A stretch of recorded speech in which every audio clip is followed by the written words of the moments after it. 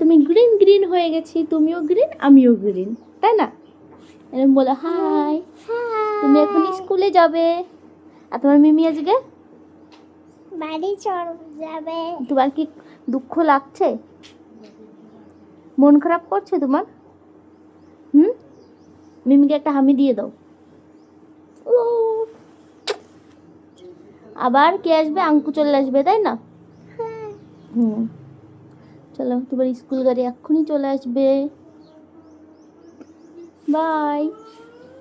হে everyone, এই যে আমি একদম রেডি সেডি হয়ে যে চলে এসেছি দামো স্টেশনে। এখন আমাদের ট্রেন, আর এই যে আমি ট্রেনে উঠে পড়েছি। আর মাঝখানে কোনো ক্লিপ নেওয়া হয়নি, কারণ কি খুবই তাড়াহুড়ো করে রেডি সেডি হয়ে বেরিয়েছি বাড়ির থেকে।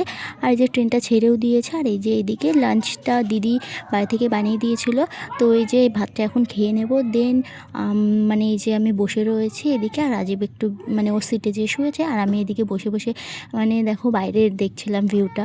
তো যাই হোক, দেখো কি সুন্দর, দেখতে দেখতে কি সুন্দর একটা ভিউ, মানে এত সুন্দর। আমার খুবই ভালো লাগে জানলার ধারে বসে বসে এরকম মানে সাইডে এরকম ভিউ দেখবো, আমার খুবই ভালো লাগে। আর দেখো কি সুন্দর পাহাড়, আর মানে লোকজন কোথাও নেই। আর এদিকে দেখো কি সুন্দর গাছপালা দেখা যাচ্ছে। তো যাই হোক, এদিকে তারপরে এই যে সেদিন আর ট্রেনের ভিতরে কোনো ক্লিপ নেওয়া হয়নি। আসলে আমার অ্যালার্জির কারণে আমি ট্রেনে সারাক্ষণই ঘুমিয়েছিলাম। দিন পরের দিন এই যে সকালে এটা এখন আমি এই যে উঠে সকালে বিস্কুট কলা এগুলো খাচ্ছিলাম, আর মানে সাইডে সিন দেখছিলাম, সাইড সিনগুলো দেখছিলাম। আর এদিকে দেখো বসে বসে খাচ্ছে। আমার মুখটা দেখে বুঝতেই পারছো, মানে আমার খুবই খারাপ লাগছে, কারণ কি আমার মানে মুখে এত অ্যালার্জি উঠেছিল যে আমার খুবই বিরক্ত লাগছে, মনে হচ্ছিলো কখন বাড়ি যাবো। আর তারপরে দেখতে পেলাম এত সুন্দর একটা ভিউ, মানে এত সুন্দর একটা ভিউ না যে কি বলবো। আর এটা সত্যি কথা, মানে ফোনে কতটা কি বোঝা যাচ্ছে আমি বলতে পারবো না, বাট এটা সামনের থেকে দেখতে খুবই সুন্দর লাগছিলো।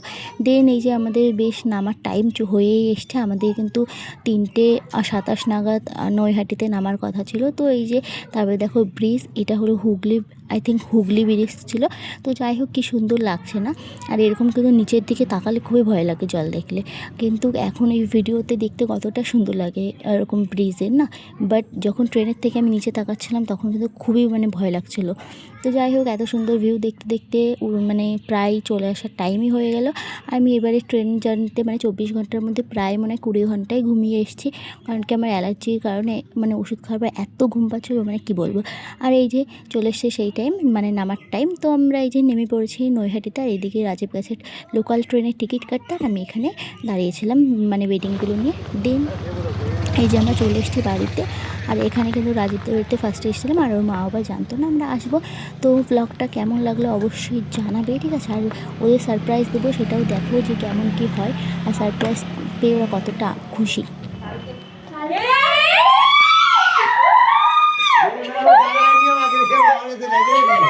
আমরা